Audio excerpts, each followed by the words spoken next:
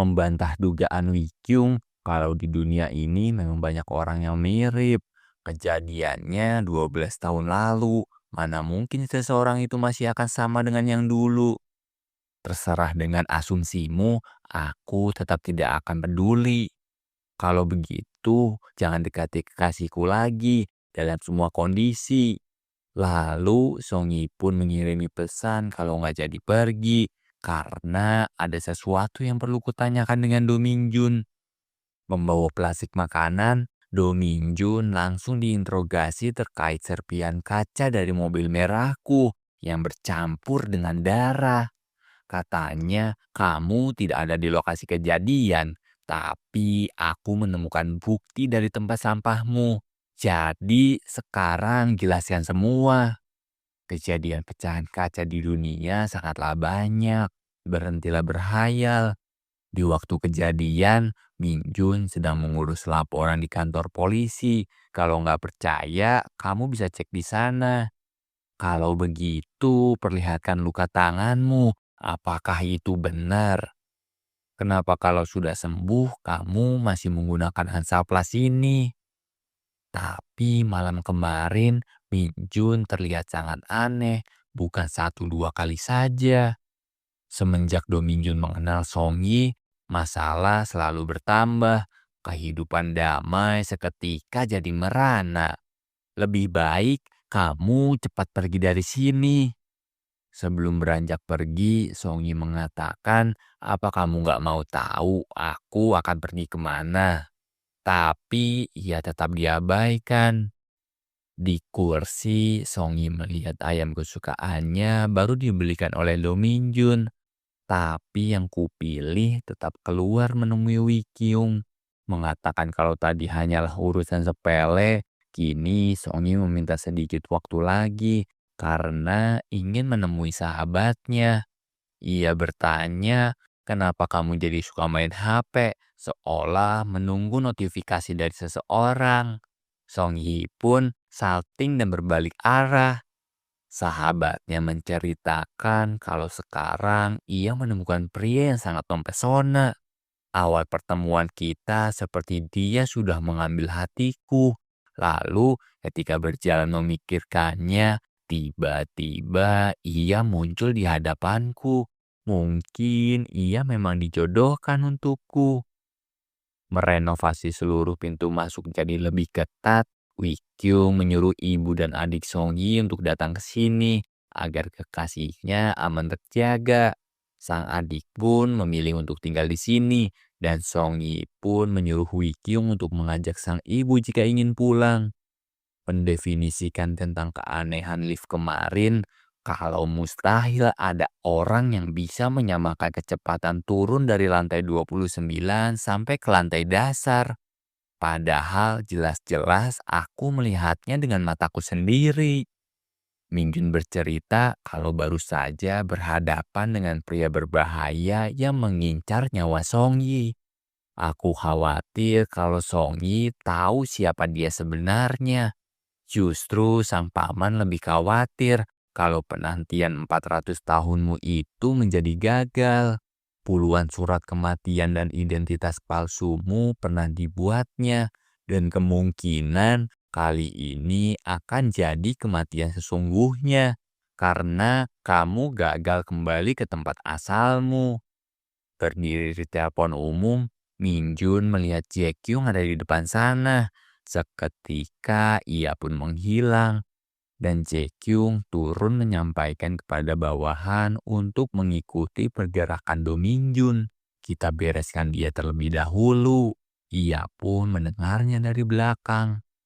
Di rumah sedang membicarakan Song Yi melalui telepon, Jae Kyung menghampiri adiknya dan menanyakan tentang kabar Song Yi dan juga seseorang bernama Do Min Jun. Sepertinya dia pria aneh yang sangat dekat dengan Song Yi. Kenapa kamu sekarang jadi perhatian kepada Song Yi? Lagi pula aku nggak tahu tentang pria itu.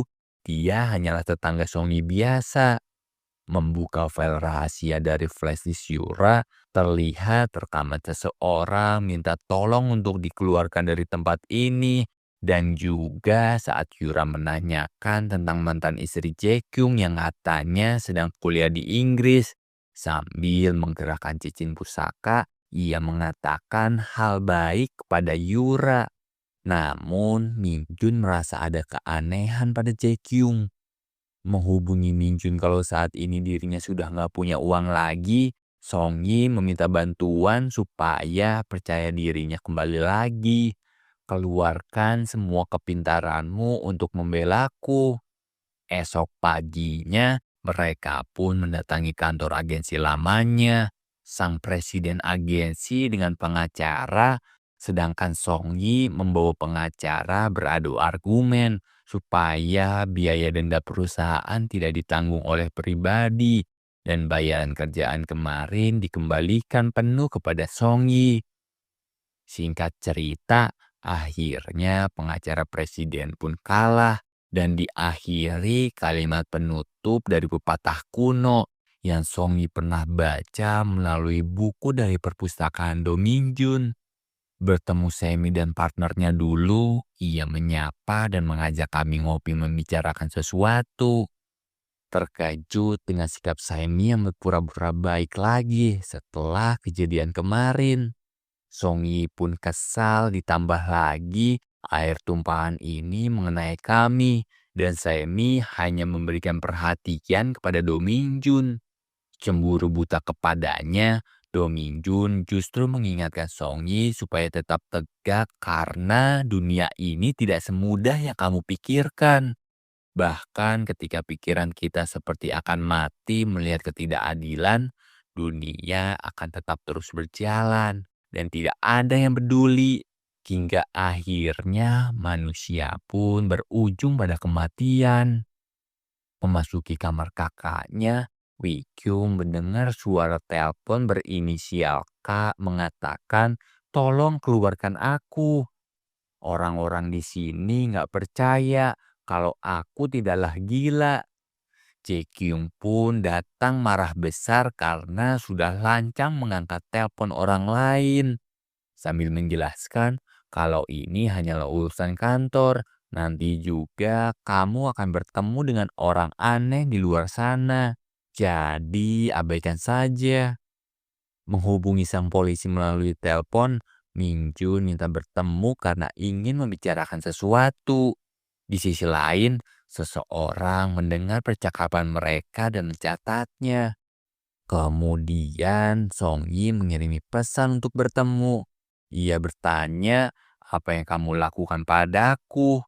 Apa selama ini kamu memikirkan tentangku? Merasa malu sebagai wanita, Song Yi berbalik arah dan melanjutkan. Kalau saat ini aku bingung dengan perasaanku. Di satu sisi, aku sangat berterima kasih kepada Wikyung. Namun di sisi lain, aku selalu memikirkanmu. Tapi kenapa kamu tidak menjawabnya? Merasa di belakang sepi tidak ada orang, Song Yi pun menoleh dan ternyata ia hanya diam mendengarkanku. Semakin hancurlah perasaanku saat ini oleh pria aneh itu. Memarkirkan mobilnya, sang polisi tiba-tiba didempet oleh dua mobil box. Dan diam-diam seseorang menyerangnya dari belakang hingga ia tak sadarkan diri dan meninggalkan satu barang bukti. Terkejut melihat ambulan di sekitar sini, Do Minjun menggunakan kekuatannya segera pergi. Dan mengejutkannya lagi, ia melihat sang polisi sedang dibawa oleh ambulan itu. Selang beberapa waktu, JQ menampakkan dirinya di depan Minjun. Perasa ditantang, mereka pun kejar-kejaran di jalan menuju tempat paling jauh hingga berujung pada bukit lapang ini. Hanya sisa mereka berdua tanpa ada saksi siapapun. Jaekyung salut dengan keberanian pria satu ini. Do Minjun pun bertanya tentang polisi yang ada di parkiran tadi. Kemudian Jaekyung mengatakan lagi kalau kalian berdua sekarang masih hidup itu karena persetujuanku. Harusnya kalian itu berterima kasih. Sambil menawarkan flashdisk yang selama ini Jaekyung cari, Min Jun pun buat kesepakatan. Jika ini kuberikan, kamu harus menghentikan semua rencanamu. Sebagai ucapan terima kasih, Jaekyung pun mengeluarkan senjata dan menjelaskan kalau ini isinya adalah campuran bahan kimia. Jika terkena sekali, kamu akan jatuh tanpa rasa sakit. Sebenarnya aku nggak biasa melakukan dengan tanganku sendiri, tapi sekarang keadaan memaksaku. Selanjutnya, kepergianmu akan dianggap sebagai pengakhiran atas diri sendiri. Setelah berita muncul, semua media akan menganggap kamulah yang melakukan semuanya. Mulai dari kasus Yura sampai penyerangan kepada polisi di parkiran. Karena nggak kuat dapat tekanan dari orang yang menghujat, akhirnya kamu memilih berpulang. Sekarang surat wasiatmu sudah tertulis rapi di komputermu. Namun Song Yang nggak sengaja mampir mencari Do Minjun di ruangan ini, mendapati ada seseorang yang sedang bersembunyi.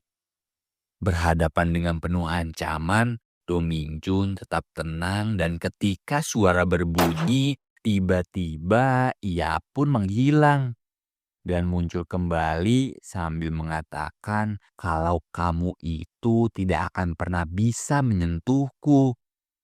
Dan cerita pun kini bersambung di video selanjutnya.